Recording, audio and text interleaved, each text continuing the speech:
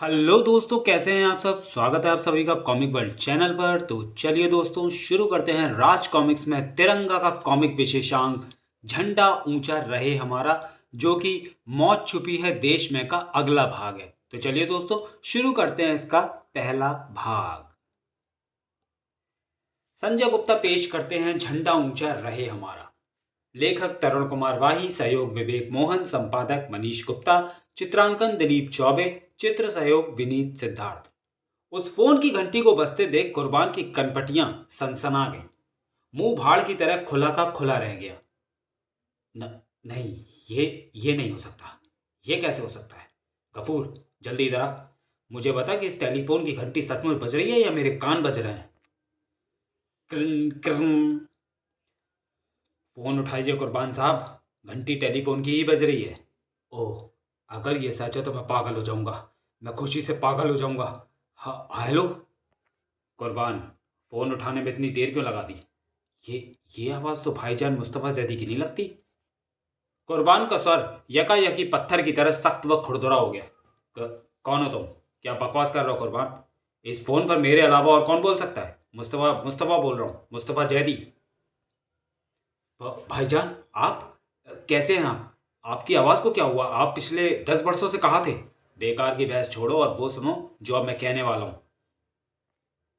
कुर्बान, मैं इस वक्त दिल्ली में बिल्कुल सुरक्षित हूँ और अब इस काम के लिए, उस काम के लिए सक्रिय हो गया हूँ जिसके लिए मैं 10 बरस पहले भारत आया था। लेकिन इस काम में एक अड़चन आ गई है। कैसी अड़चन? मुझसे मास्टर की खो गई है और दूसरी की मैंने इस्लामाबाद बैंक लॉकर में रख दी थी। लॉकर नंबर मैं तुम्हें फ़ोन पर नहीं बताऊंगा। अपने दिल्ली के किसी एजेंट का नाम पता मुझे बताओ ताकि मैं वो कोड प्लेट उसे दे दूं जिस पर लॉकर नंबर दर्ज है, ताकि वो उसे तुम्हें देकर चाबी मेरे पास पहुंचा दे। कुर्बान ने उस एजेंट का नाम बताने में एक पल की भी देर न की थी। तब बस मास्टर की मेरे पास पहुंचते ही मैं उस मौत को जगा दूंगा जो 10 वर्षों से नींद में है। Okay, over and out all. खुदा हाफिज। खुदा हाफिज भाईजान। कुर्बान ने टेलीफोन रखा। कुर्बान साहब, आपने बिना इस बात की पुष्टि किए इस फोन पर बात करने वाले हमारे मुस्तफ़ा साहब ही हैं। दिल्ली में अपने एजेंट का नाम पता क्यों दिया? लहजा, बेवकूफ़ लहजा। मैं भाईजान के बात करने का लहजा यानी अंदाज 10 बरस तो क्या, सारी उम्र बीत जाने पर भी नहीं भूल सकता। उसका लहजा ऐसा था कि 1 सेकंड की देर और वो फ़ोन पर ही फाड़ खाएगा। मैं दावे के साथ कह सकता हूँ कि फ़ोन पर मैंने अपने भाईजान मुस्तफ़ा जैदी से ही बात की है। छटाक। इधर दिल्ली में हुआ रोशन सुरक्षा चक्र, जिसका सिर्फ एक ही मतलब होता था, कमिश्नर और तिरंगा की मुलाकात। तिरंगा, मामला बहुत गंभीर है। कमिश्नर तिरंगा के साथ अपने कक्ष में पहुंचा, जहां ये लो कैसेट। क्या है इस कैसेट में? खुद ही सुन लो। हेलो कुर्बान, फोन उठाने में इतनी देर क्यों लगा दी? कौन हो तुम? क्या बकवास कर रहे हो कुर्बान? इस फोन पर मेरे अलावा और कौन बोल सकता है? मुस्तफ़ा बोल रहा हूँ, मुस्तफ़ा जैदी। भाईजान, आप कैसे हैं? आप आपकी आवाज़ को क्या हुआ? आप पिछले 10 वर्षों से कहाँ थे? बातचीत के वे अंश सुनते सुनते तिरंगा की आंखें रबड़ की तरह फैलती चली गई। कमिश्नर ने ही टेप रिकॉर्डर का स्विच ऑफ किया। क्या समझे तिरंगा? ओ गॉड, इसका तो एक ही मतलब है कि मुस्तफ़ा जैदी जिंदा है, लेकिन उसकी बच्चे जैसी आवाज़ मुझे हैरान कर रही है। इसमें हैरानी की कोई बात नहीं तिरंगा, शायद मुस्तफ़ा अपनी असली आवाज़ छिपाना चाहता होगा। आप ठीक कहते हैं, पर आपको ये कैसेट मिली कहाँ से? 5 मिनट पहले आए इस फोन को टेलीफोन एक्सचेंज में रिकॉर्ड किया गया है। दरअसल कुछ दिनों पहले हमारी पुलिस टीम ने एक खूंखार हत्यारे जुनूनी को मार गिराया था। तब से मुझे मेरे घर के फ़ोन पर लगातार धमकियां मिल रही थी, जिसके बाद धमकी देने वाले का पता लगाने के लिए मैंने अपने घर के सभी कॉल्स को टेप करवाने का आदेश दिया था। धमकियां आनी तो कुछ दिनों बाद बंद हो गई, लेकिन फ़ोन टैपिंग उसके बाद भी जारी रही। आज इसमें मुस्तफ़ा व कुर्बान जैदी की बातें सुनकर मैं दंग रह गया। ये बताकर तो आपने मुझे भी दंग कर दिया कमिश्नर साहब, क्योंकि ये फ़ोन आपके घर से शायद पाकिस्तान इस्लामाबाद में किया गया है। अगर ये सच है तो आपके घर से जासूसी हो रही है। ये जानना बहुत ज़रूरी है कि आपके घर में ऐसा फ़ोन करने का दुस्साहस किसने किया।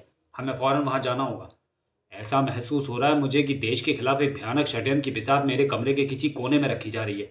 हमें जासूसी के इस षड्यंत्र को सावधानी से समझना और ख़त्म करना होगा, ताकि कोई भी षड्यंत्रकारी हमारे हाथों से बचने ना पाए। और इसलिए मैंने फ़ौरन अपने घर पर पुलिस की रेड न पड़वाकर तुम्हें यहाँ बुला लिया। जल्द ही। सावित्री, अभी थोड़ी देर पहले फ़ोन पर यहाँ से किसने बात की थी? बात तो राजा ने भी की थी और रहीम ने भी, पर बात क्या है? कुछ खास नहीं। रहीम कहाँ है? फ़ोन करने के बाद वो बाहर गया था, थोड़ी देर पहले ही ड्राई क्लीनिंग के कपड़े लेकर लौटा है। कमिश्नर साहब, ये रहीम कैसा आदमी है? ईमानदार है, पिछले 10 वर्षों से मेरे यहाँ नौकरी कर रहा है। 10 वर्षों से ही मुस्तफ़ा का भी कोई पता नहीं है। मैं उस कमरे की तलाशी लेना चाहता हूँ फ़ौरन। रहीम जैसा आदमी जासूस नहीं हो सकता, पर फिर भी मैं तुम्हें सर्वेंट क्वार्टर में ले चलता हूँ। इस वक्त हमें रहीम वहीं पर मिलेगा। अरे साहब, आप यहाँ? और तिरंगा साहब आप भी? रहीम, तुमने थोड़ी देर पहले एक फ़ोन किया था, हमें पता करना है कि वो फ़ोन तुमने किसे किया था। वो फ़ोन तो हमने ड्राई क्लीनर वाले को किए रहीम साहब, कि अगर कपड़े ड्राई क्लीन हो गए हों तो हम आके ले जावें। फ़ोन में किसी कोड प्लेट का जिक्र किया गया है, जिससे हमें इस्लामाबाद बैंक के लॉकर का नंबर पता चल सकता है। हमारे पास कुर्बान जैदी का दिया उस एजेंट का पता भी है, जिसके जरिए वह कोड प्लेट पाकिस्तान पहुंचाई जानी है।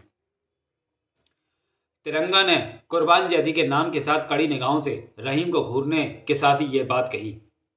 अगर ये कुछ नहीं बता रहा तो वो एजेंट बताएगा। आप इसका ध्यान रखिएगा कमिश्नर साहब, क्योंकि मुझे पूरी उम्मीद है कि ड्राई क्लीन के कपड़े लाने के बहाने कोड प्लेट उस एजेंट को पहुंचाई जा चुकी है। अगर ऐसा ही है तो वह कोड प्लेट हासिल करना भी हमारे लिए ज़रूरी है। मैं उसे ही लेने जा रहा हूँ। रहीम, अगर तुम वो जासूस निकले जिसकी हमें तलाश है, तो वो तुम्हारी वही गत बना देगा, बनेगी जो एक देशद्रोही और गद्दार की बनती है। जासूस? देशद्रोही? गद्दार? नहीं साहब, आपको बहुत बड़ा धोखा हुआ है। हम गद्दार नहीं हैं साहब। कमिश्नर साहब की सुर्ख आंखें रहीम के चेहरे के चप्पे चप्पे का अवलोकन कर रही थी, जबकि इधर कहीं पर टिंग डोंग, ठहरो खोलता हूं, जैसे अपने लिए मुसीबत का दरवाजा खोल दिया था उसने। था तिरंगा, तिरंगा। जो शख्स सामने दिखाई दिया, उसे देखने के बाद भी अगर वे लोग शरीफों की तरह चुपचाप बैठे रहते तो उनके लिए बहुत बुरा होता। केल्हेन। लेकिन भला तो उनका अब भी नहीं होने वाला था, और जिस समय तिरंगा इस बोतल को फोड़ रहा था, उसी वक्त उनमें से एक उस ट्रिक का प्रयोग कर रहा था जो कि तिरंगा के लिए खतरनाक हो सकती थी। ओह, बोतल टूटने से हवा में उछाली शराब पर जलती तीली फेंक कर ये मुझे जलाना चाहते हैं। फक। मौत के खिलाड़ी थे वो सब के सब। अच्छा चाकूबाज है। खट खट साए। लेकिन अभी इसने मेरी अच्छाइयां नहीं देखी, और जब देखेगा तो हिल भी नहीं पाएगा, क्योंकि अगर यह हिला तो दोनों चाकू इसकी गर्दन के खून का तालाब बना देंगे। बताओ, तुम में से जहूर कौन है? खतरनाक था ये दुश्मन भी, क्योंकि ये तीलियों का खिलाड़ी था। ये माचिस अब तुम मेरे हवाले कर दो। बताओ, जहूर कौन है? जहूर उनमें से कोई भी नहीं है तिरंगा। जहूर यहां है। जिंग जिंग जिंग। उम्मीद थी कि मेरे चारों आदमी ही तुझे जहन्नुम पहुंचा देंगे, परंतु तेरी मौत मेरे ही हाथों लिखी है। दुश्मन की गोलियों को डॉज देना तिरंगा को आता था। वैसे प्रत्येक क्षण तिरंगा के लिए परीक्षा की घड़ी के समान होते थे, और अक्सर ही वो इन परीक्षाओं में सफल होता था। ऐसे समय पर दुश्मन के लिए शामत बन जाता था तिरंगा।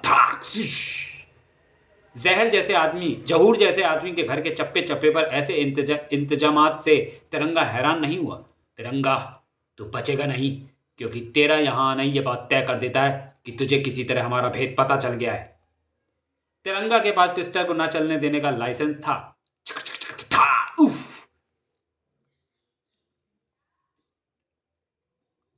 तिरंगा, मगर वो जहूर का घर था। शायद उसके घर में फर्नीचर से ज्यादा हथियार थे। तिरंगा रोप ले उड़ी उसकी वह गन भी। तिरंगा ने उस सुनहरी अवसर का लाभ उठाया। इन पांचों में से कोई भी जल्दी होश में नहीं आएगा, लेकिन फिर भी इन्हें बांध देना जरूरी है। अब इससे पहले कि इतनी मारामारी के बाद पुलिस यहाँ पहुंचे, मुझे वो कोड प्लेट ढूंढ लेनी चाहिए, जिसके लिए मैं जहूर के पास आया हूँ। ओह, इन पैकेटों पर इस्लामाबाद हेडक्वार्टर लिखा है। तिरंगा ने जल्दी से उन पैकेटों को खोला। मेरा काम ठीक समय पर हो गया। जल्दी कमिश्नर साहब, जहूर के यहाँ से मुझे कोड प्लेट मिल गई है, और वो सब इस वक्त पुलिस की गिरफ्त में। Very good. जहूर ने यह भी स्वीकार कर लिया है कि ये कोड प्लेट रहीम ने उन्हें दी थी। पुलिस के आने तक ऐसे यहीं रहने थे कमिश्नर साहब, और मेरे साथ आए। उफ, मैं तो सोच भी नहीं सकता था कि रहीम गद्दार निकलेगा।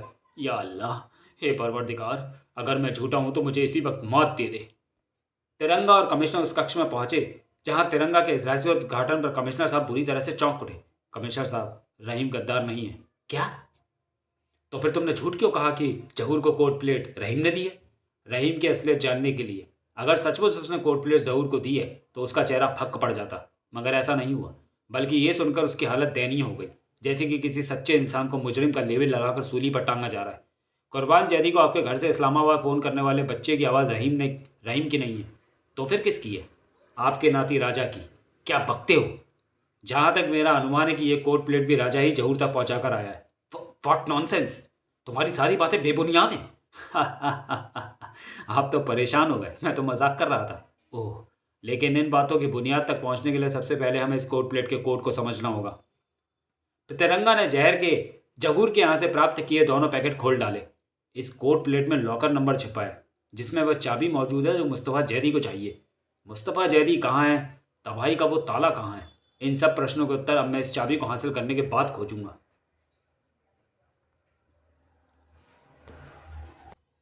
यानी कि तुम पाकिस्तान जाओगे? निसंदेह मुझे जाना ही होगा। कमिश्नर के माथे पर असंख्य बल पड़ते चले जा रहे थे। मगर ये कोड है क्या? कोड प्लेट के साथ मिले दूसरे पैकेट में रखे इस तय किए कागज को भी खोलकर देखता हूँ। अरे ये क्या है? इस कागज में तो छेद ही छेद है और इस पर तो कुछ भी नहीं लिखा। तिरंगा, मेरे विचार में तुम्हें पहले कोड प्लेट पर लिखे कोड को हल करने की कोशिश करनी चाहिए, क्योंकि हमारी पहली ज़रूरत लॉकर नंबर का पता लगाना है। क्योंकि अगर वो की दुश्मनों के हाथ पड़ गई तो अनर्थ हो जाएगा। मैं इसे हल करने की कोशिश करता हूँ। इसके आगे पीछे सिर्फ एक से 0 तक की गिनती लिखी है। इस कोड में से हमें लॉकर नंबर का पता कैसे चलेगा? हो सकता है जो दिखाई पड़ रहा है कोड वो हो ही ना। मुझे इस प्लेट को बारीकी से चेक करना पड़ेगा। इसमें ऐसी कोई खास या छिपी हुई दूसरी कोई जगह दिखाई नहीं पड़ रही। इसे देखकर मेरी तो कुछ समझ में नहीं आ रहा। अगर इसे पजल गेम की तरह ऊपर से नीचे, दाएं से बाएं या आड़ी तिरछी अवस्था में जोड़कर इसका जोड़ देखें तो हो सकता है जोड़ समान हो और वही जोड़ लॉकर नंबर हो। ऊपर से नीचे, दाएं से बाएं या आड़ी तिरछी अवस्था में जोड़ अलग अलग आ रहा है, यानी कोड को हल करने का ये तरीका सही नहीं है। इस पहेली को हल करने का कोई तरीका मेरी तो समझ में नहीं आ रहा। हो सकता है जिसे हम कोड प्लेट समझ रहे हो वो कोड प्लेट हो ही ना। हो सकता है कोड प्लेट ये कागज़ हो जिस पर कई छिद्र बने हुए हों। अगर कोड प्लेट ये कागज़ है तो हम कभी इस पहेली को सॉल्व नहीं कर सकेंगे, क्योंकि छिद्रों की भाषा समझने के लिए शायद हमें दूसरा जन्म भी कम रहे। नहीं, ऐसा ना कहें कमिश्नर साहब। अगर हम एक कोड हल ना कर सके तो लानत हमारी काबिलियत पर। मैं इसे हल करके रहूँगा। उस वक्त तिरंगा के मस्तक पर पड़े सैकड़ों बल इस बात का घोतक थे कि उसके दिमाग में कोई तूफान चल रहा है। उसके दिमाग की पूरी एनर्जी उस वक्त उस कोड को समझने में लगी हुई थी। इस चैलेंज को मैं तोड़ कर रहूँगा। उफ, मेरे सिर में दर्द होने लगा। और तब अचानक ही तिरंगा के होठ विचित्र ढंग से मुस्कुरा दिए। क्या हुआ तिरंगा? लगता है तुमने पहेली सुलझा ली है। आप ठीक समझे हैं कमिश्नर साहब, मैंने ये पहेली सॉल्व कर ली है। आप कह रहे थे ना कि छिद्रों की भाषा समझने के लिए हमें दूसरा जन्म भी कम पड़ेगा, मगर अब मैं आपको पढ़ाऊंगा छिद्रों की भाषा। इस कागज को इस कोड प्लेट के ऊपर रखकर लीजिए, पढ़िए छिद्रों की भाषा। 786। इस कागज पर केवल उतने ही हिस्सों में छिद्र बने जितना बड़ा हिस्सा कोड प्लेट को ठीक से ढक ले। अब हमें लॉकर नंबर साफ साफ दिखाई पड़ रहा है। लॉकर नंबर है 786। अब जबकि हमने कोड हल कर लिया है तो अब मुझे पाकिस्तान जाना होगा, इस्लामाबाद से चाबी हासिल करने। लेकिन यह आसान ना होगा, उसकी आप फिक्र ना करें। रहीम को ये बात राज रखने का वचन लेकर उसे छोड़ दीजिएगा। मेरे पास इस्लामाबाद वाला कुर्बान जैदी का टेलीफोन नंबर है, जिससे मैं वहाँ का पता भी लगा लूँगा। अगर वो चाबी मेरे हाथ लग गई तो भारत की सरजमी पर मंडराता खतरा हमेशा के लिए खत्म हो जाएगा। ओके।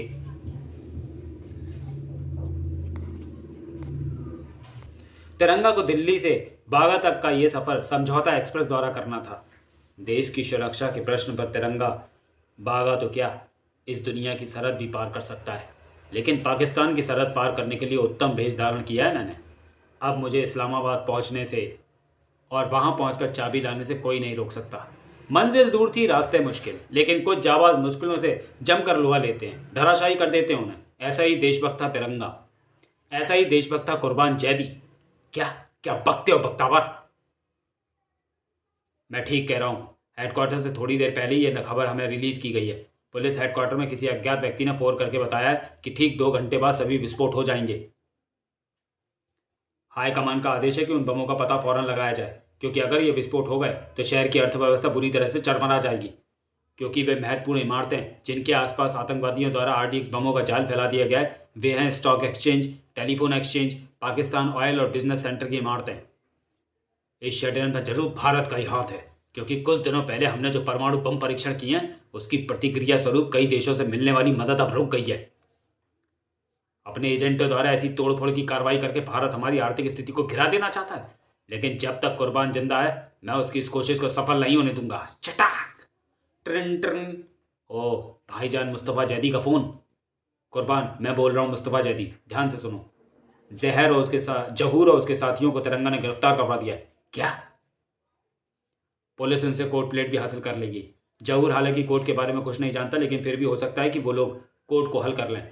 मेरे पास अब ज़्यादा समय नहीं है, मैं अपना काम जल्दी से जल्दी ख़त्म कर लेना चाहता हूँ, इसलिए मैं तुम्हें लॉकर नंबर बता रहा हूँ। लॉकर नंबर है 786। वहाँ से चाबी तुम खुद हासिल करो और मुझे फ़ौरन भिजवाओ। ठीक है, पहले मेरा इस्लामाबाद बैंक जाना ज़रूरी हो गया है। बख्तावर, तुम सभी उपकरणों के साथ RDX की खोज का काम उन बिल्डिंगों में और उसके आसपास शुरू करवाओ। मैं थोड़ी देर में वहाँ पहुँचता हूँ। और जब कुर्बान जैदी जैसी हस्ती मैनेजर के सामने मौजूद हो तो उसकी अवस्था मालिक के सामने नौकर से ज़्यादा कुछ नहीं होती। आइए कुर्बान साहब, मैं आपका फ़ोन मिलते ही यहाँ आ गया था, क्योंकि बैंक में 3 दिनों की छुट्टी है। मुझे फ़ौरन स्ट्रांग रूम में ले चलो। आइए। क्लिक, जल्दी करो। खुल गया।